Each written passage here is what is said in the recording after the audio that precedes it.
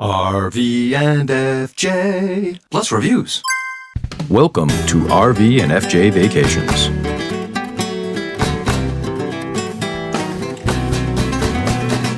We booked a room at the McGowan Inn and Restaurant in Georgeville, Quebec, Canada, on Lake Memphrey-Magog. It was about a 425-mile or about a 685-kilometer drive. No plane ride this time.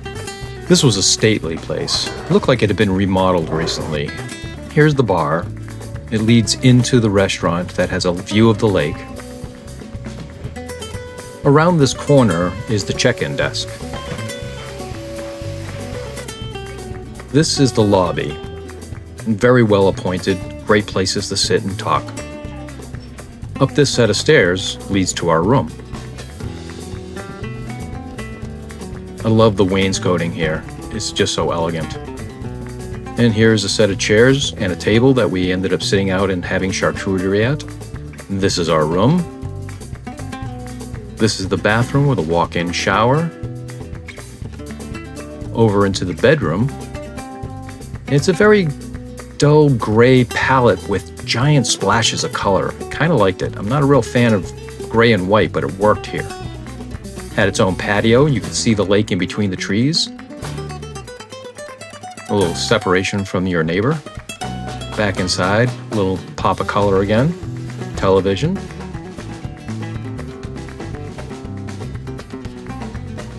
And back outside into the hallway to those table and chairs that we used each night.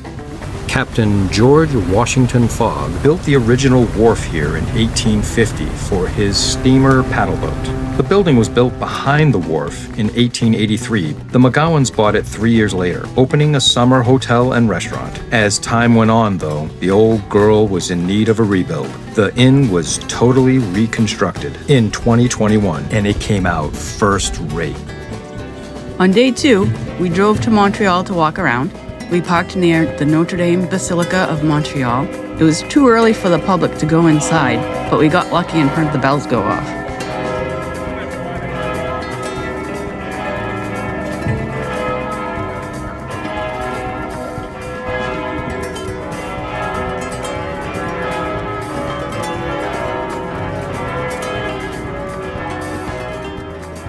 We know this might be considered heresy, but we stopped into a McDonald's and got some poutine. It wasn't the best, but we were surprised that they actually made a decent poutine. Let the comments begin. We walked by the original Bank of Montreal plaque and its building. Then our travels brought us to what looks like a modern building wedged between two vintage buildings, the World Trade Center of Montreal. Inside, you'll find a massive glass atrium joining several vintage buildings, such as the Bank of Nova Scotia building and the Canada Steamship building, enclosing what once was Fortification Lane. There's a reflective pool, boutiques, cafes, banking, and other services, and it's also connected to the Réseau Underground City and the Square Victoria Metro. There's even a piece of the Berlin Wall there. This place is fascinating.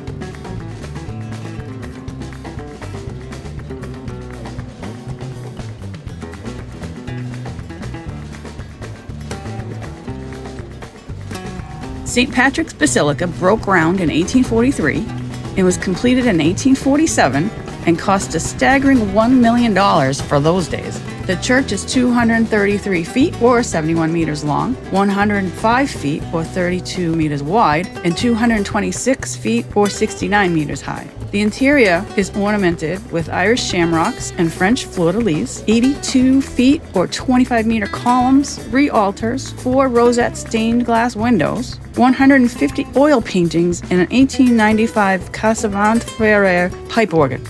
Feast your eyes on the craftsmanship.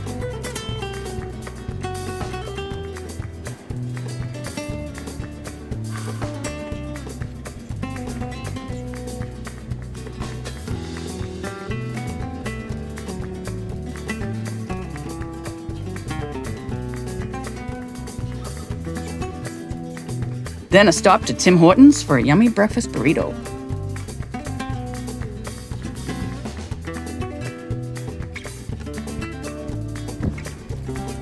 We We then walked a ways to McGill College Ave to see a moving piece of art by sculptor Raymond Mason called The Illuminated Crowd, circa 1985. Sculpted in clay and covered in polyurethane and polyester, the 65 figures are painted a light ochre and are striking against the blue of the building in the background.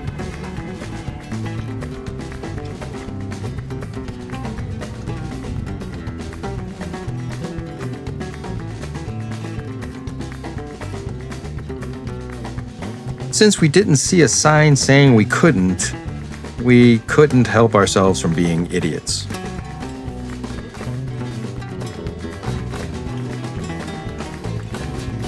Construction of the Notre Dame Basilica of Montreal took place between 1824 and 1830 and was built to hold a congregation of 10,000. First tower was added in 1841 and the second tower in 1843. The intricate interior was finished in 1879. It took 12 more years in 1891 to complete the Cassavant Frere organ, which is comprised of 7,000 pipes up to 32 feet or 9.75 meters long, 92 stops on 4 keyboards with 61 notes each, and a pedal board with 32 notes. East Tower has a 10-bell carillon installed in 1842 that we heard this morning. The West Tower has a single bourbon bell installed in 1848 that weighs 12 tons or 10,900 kilograms and rings only on special occasions like Christmas Eve, church festivals, and funerals. About 11 million people visit each year, and it was named the 6th most beautiful building in the world. Feast your eyes on this Gothic revival masterpiece.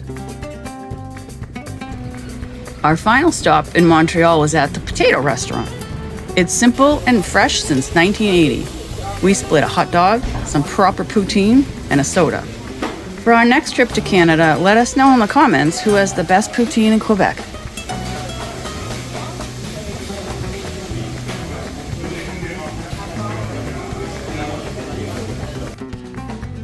Today's the big day, the eclipse.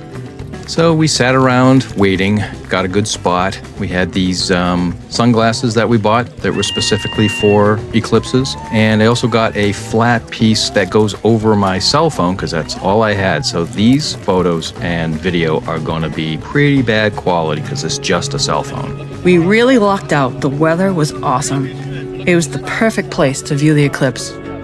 Here's a time lapse of what we saw.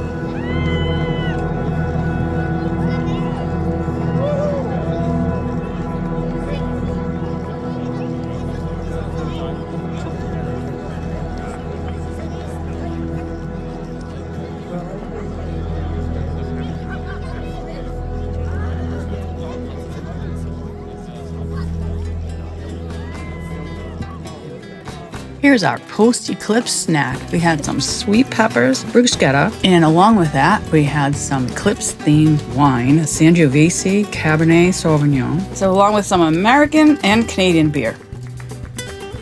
Well, today is the day that we drive home, but on the way out of town, we found this covered bridge. Isn't this thing beautiful?